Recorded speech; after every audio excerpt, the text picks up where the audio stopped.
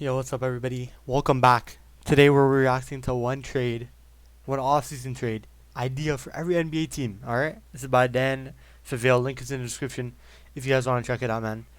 And let's start it off. I don't want to read nothing. Okay, this is just I don't know, explaining whatever. We got Atlanta Hawks receiving some defense with Avery Bradley and shooting with Daniel House in return for Chris Dunn. So, Chris Dunn barely played, and I guess their only capital is the first round pick, so it is lottery protection though. Interesting. Um, I feel like it's definitely gonna turn into 2 seconds. So basically, 2 seconds in Chris Dunn. There's no way Oklahoma City is not gonna be in the lottery.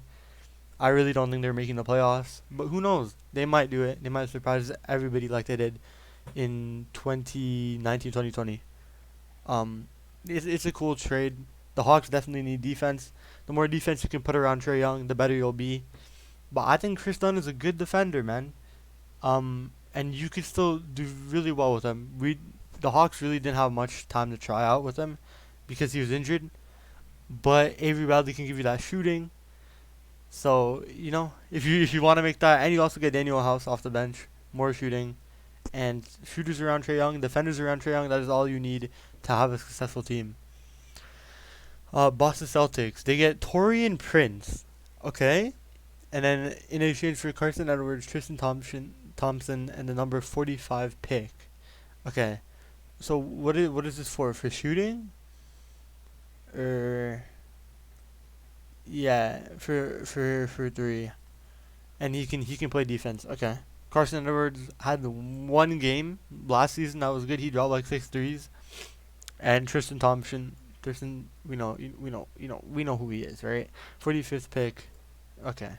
If you want to make the trade, Boston, do that. You need more bench depth, and I don't think Tristan Thompson has been a good player for you guys.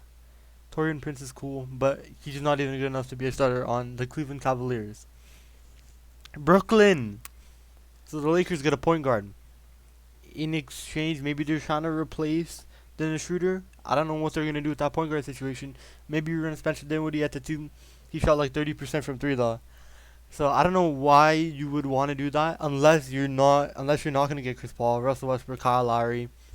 Unless you're not getting none of them, go for Spencer Dinwiddie, sure. Montrezl Harrell. I think he's gonna take that player option. He didn't play much better this season. Kyle Kuzma, we know who he is. If the Nets want to take a chance on a big man that they can run, small big man, he's definitely better than DeAndre Jordan. But then Nicholas Claxton, who knows? That would be up to the Brooklyn Nets. That would be up to Steve Nash to decide. Kyle Kuzma as well. We know what he does. Most consistent player in the NBA. The Hornets is Christian Wood in exchange for PJ Washington and the 11th pick. And number 11 and a 2022 second. Okay. Christian Wood is amazing. He can stretch the floor. He can play defense. I love Christian Wood. If the Rockets want more draft capital in this deep draft, and PJ Washington, he's going into his third season, right? I'm not giving up on him. He dropped like 40 something points. He has potential. He has potential to shoot, play defense, be a small ball five. If the Rockets don't believe in Christian Wood, if they don't want to pay him after his contract is done, and don't want to, build with him long term, trade him. This is a good deal. I respect it. Chicago getting a point guard. There we go. Thaddeus Young, and a second round pick. Yeah, I think this is really good. If the Bulls, again, same thing with the Lakers. If they can't get like Alonzo Ball or Kyle Lowry, you still need that point guard. Spencer Dinwiddie will be a pretty good option. Cleveland, they are getting rid of Kevin Love. Thank you for freeing my boy. For Goran Dragic, Andre Iguodala, and Tyler Hero. Oh, I did not see the second person. I was wondering why Tyler Hero is being shipped for Kevin Love. But as you can see, Colin Sexton, right here. So they're getting, yeah, you're gonna start Colin Sexton. So it's gonna be like Colin Sexton. Um. Okay. Defensively they might struggle at the 1 and 2 if you guys are gonna start Duncan Robinson. I don't know how the Miami Heat rotation will work next season. Then you have Jimmy, Kevin Love, Bam. That's a cool team. I like that trade. Off the bench though, you're not gonna have much. You're gonna need to rely on Team Nigeria, who's shown that they have good potential. So maybe off the Olympics, you see your young guys like Gabe Vincent, KZ Opala, Precious Achiuwa. You see them and you're like, okay, they can be effective players from our bench. I like it. For Cleveland, your only person that you're getting is Tyler Hero. So you're trading everything for Tyler Hero. Goran Dragic, injuries. Andre Iguodala, he's cool. Maybe you can ship him off for 2 seconds to a contending team. Who knows? Mavericks will receive Will Barton, which for Josh Richardson. So defense for Will Barton, and they're giving up a young player in the second. I would have said that 2 seasons ago, Josh Richardson and Will Barton were at around the same spot. Josh Richardson would be the better player in my opinion because he could defend. He did not have a good season this year or last year, and the Mavericks got finessed with that trade for Seth Curry. This is cool. Defense gives Dallas more offense, gives Denver more defense. Sure. Uh, Wait, what? Oh, that was Dallas. Okay, never mind. Okay, Denver Nuggets. They get Marcus Smart again, more defense, and a second for Monte Morris, who's on one of the best deals in the NBA. It's like 1 point something million. 26th pick, NPG Dozier. You get Monte Morris. I'm gonna assume to run your point guard, right? Yeah, best backup floor generals. Yeah, so you can run him as point guard. Sure, if you want that point guard, I think that the Boston Celtics should try getting a point guard. That's gonna be their biggest weakness this season. Um, they get DJ Augustine and a 23rd, so they just get a first round pick for Josh Jackson. Okay, cool. I like Josh Jackson. I wish he could just stay healthy though. Had a good season in Detroit when he was healthy. The Golden State Warriors get that shooting guard. So you'll have Curry Clay and Zach LaVine. For Kelly Oubre, 7, 14, another first, another pick swap. So 1 pick swap, 4 picks, 1 pick swap, and Kelly Oubre. I don't know why the Bulls would trade Zach LaVine. I'd label Zach LaVine as untouchable unless you get somebody that can help you win right now. You traded for an aging center in Nikola Vucevic. I mean, he's like 30. But still, if you traded for him and you gave up capital, you gave up a young player, that means you want to win right now. Don't trade Zach LaVine. Kelly Oubre will not get you more wins. Houston Rockets. Defense and shooting. Same thing like the Atlanta Hawks. Houston will take a shot on Kevin Knox like they did with Kevin Porter Jr. It might work. Who knows? Pacers. 2023 second for Jeremy Lamb. I would do this deal in a heartbeat if I'm the New York Knicks. I really like Jeremy Lamb. He got injured, and that might be a scare to some people. But I'm pretty sure he has 1 more year on his deal anyways. I'm not too sure. But that'd be a cool trade. I respect that. And for the Clippers, they get a point guard. Kemba. I don't think Kemba is the point guard that they need. Really, I think that Kyle Lowry, Lonzo, those are the 2 best ones that they could get. Defense, playmaking. That's what they need, man. And they haven't been able to get that. If you need scoring, you'll have Reggie Jackson. You'll have Terrence Mann. You don't have a true point guard, which you need. You need playmaking on that team. You don't have that. Since Ibaka is injured, sure. Oklahoma can get back Surge. They get a young player in Luke Kennard. Now, if you're the Clippers, you can see that as a positive thing because you paid that man. It could be a contract dump, but sometimes Luke Kennard does play good. Rajon Rondo. 1 first, which is a 30th, a second, and 2 seconds. Okay. Sure, I'll do that. If you can't get any other point guards, go for Kemba. That'd be cool. That'd be cool. They would not struggle defensively. They have other people to cover him up. For the Lakers, we got Buddy Hield, Montrez, Kyle Kuzma. Do this if you're the Lakers. You need somebody who can be consistent. If you're relying on Kyle Kuzma to be a shooter, your second best shooter, really, behind KCP, in my opinion, it's not going to go well for you. And you have LeBron playmaking for you, and you still can't be consistent. I'm disappointed in Kyle Kuzma. Buddy Hield with LeBron, finding him in transition anywhere. Oh my God, it's going to be lethal. Get Buddy Hield if you can, if you're the Lakers. Again, Memphis, Zach LaVine. I'm not trading Zach LaVine. The Bulls. You get Grayson Allen. Okay, Desmond Bain is really the only person that I'm looking at, and I'm like, cool. 1 pick and 2 first-round picks. I'm not doing this any day of the week if I'm the Bulls. The Heat get Spencer Dinwiddie for Precious Achiuwa and Andre Iguodala. You get some big man presence from Precious Achiuwa. You can build with him with Nicholas Claxton, and you get Andre Iguodala for defense and shooting. Timberwolves finally get a power forward to add, and I love this trade, man. Jonathan Isaac.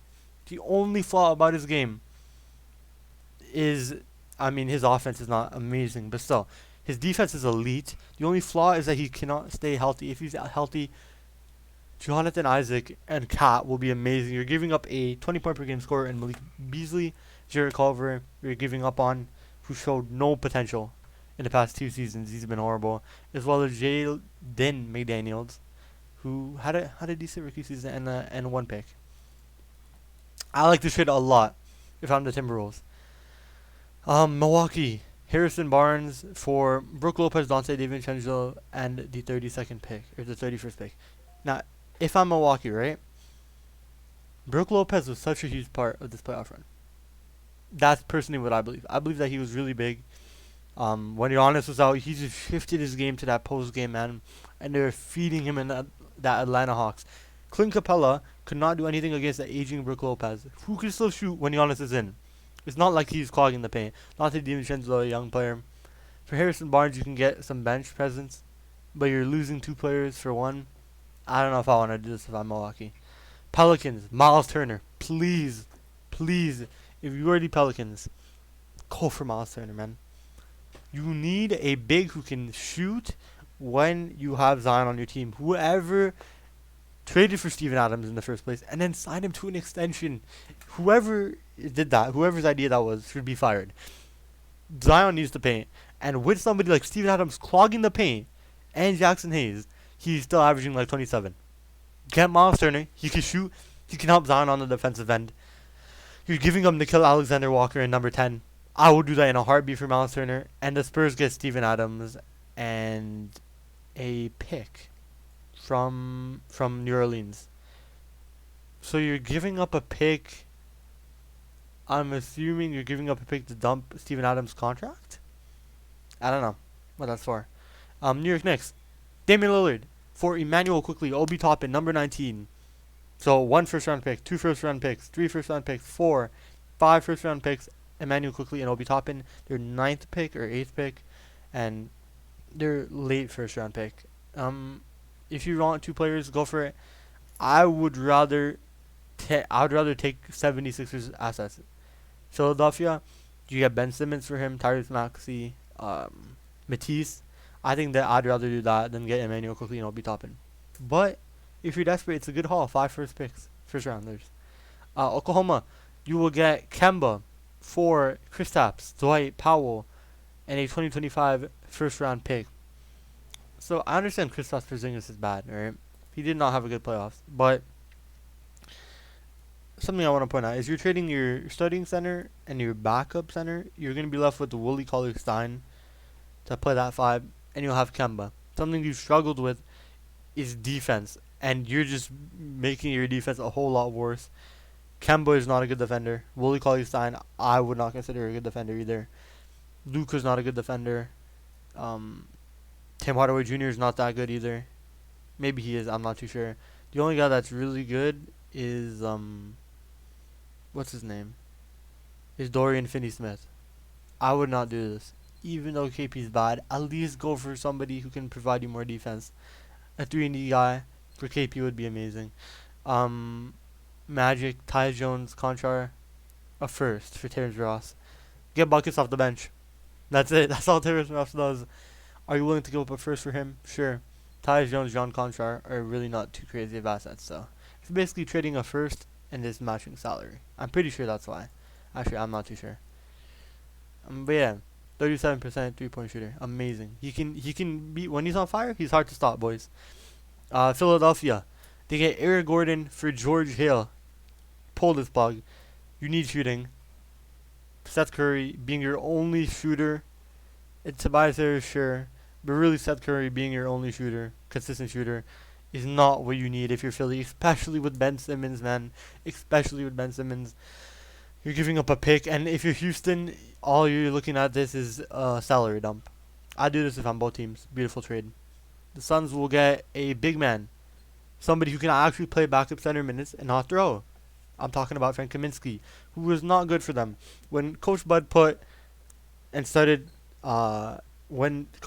made an emphasis on getting DeAndre Ayton in foul trouble, they had to put in Frank Kaminsky, and that's where he was getting abused. And I understand Ayton still did not play well, and I'm not making that an excuse for him, but at least you have somebody who can play defense, and this is a quality backup big man, and you get Seti Osman.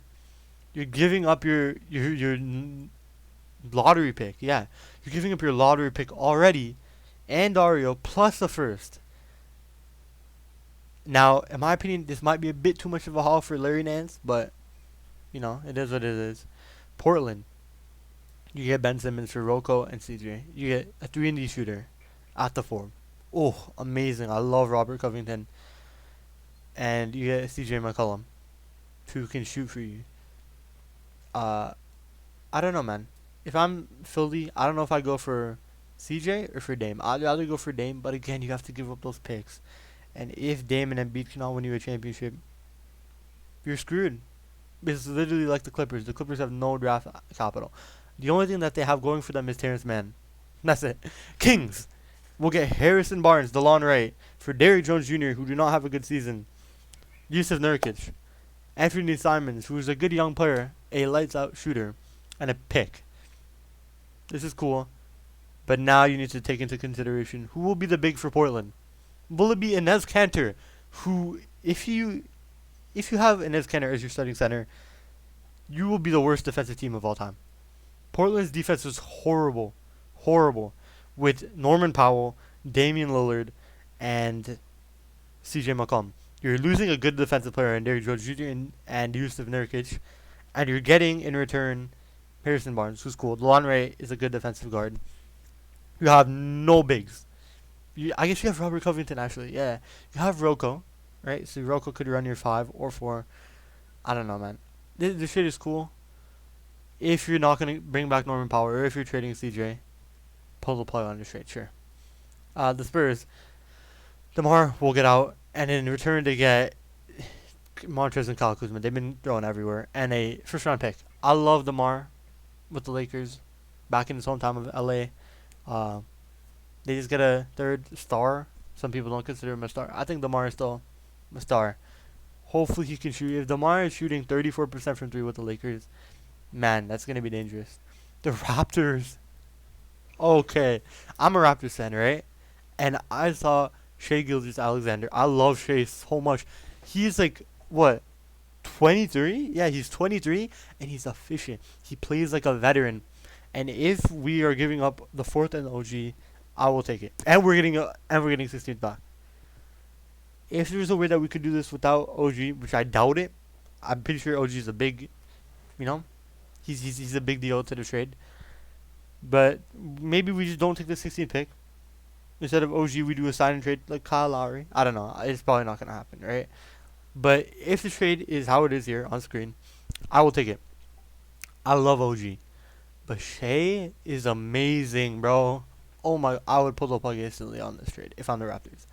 Utah, Maxi Kleber, Jordan Clarkson Josh Richardson for Jordan Clarkson and Derek Favors plus the 30th pick. So you are getting a shot creator. Again, I don't understand these picks. Maxi Kleber, I'm not too sure about his defense. I'm pretty sure it's decent. And Josh Richardson's defense is good. But you're giving it up for 2 people who don't play defense. I don't understand this too much. Again, I don't know if Bleacher Report is not looking at Dallas' horrible defense, but they do not have a good defense, and you're making it worse with this. So you're just trying to outscore people. Washington, get the 11th pick for Thomas Bryant and the 2nd. No, Thomas Bryant, the 15th, and the 2nd. They're trying to trade up to get who? Like, sure, you can trade up, but what is the point? It doesn't say here that the Wizards are interested in anybody who would go 11th. So I don't know what the point of trading up is. But Thomas Bryant had a good season. This article was okay. Some things were dumb, in my opinion. Of course, it's all my opinion. Don't hate. Some things were cool. If you guys enjoyed, leave a like, subscribe. Peace.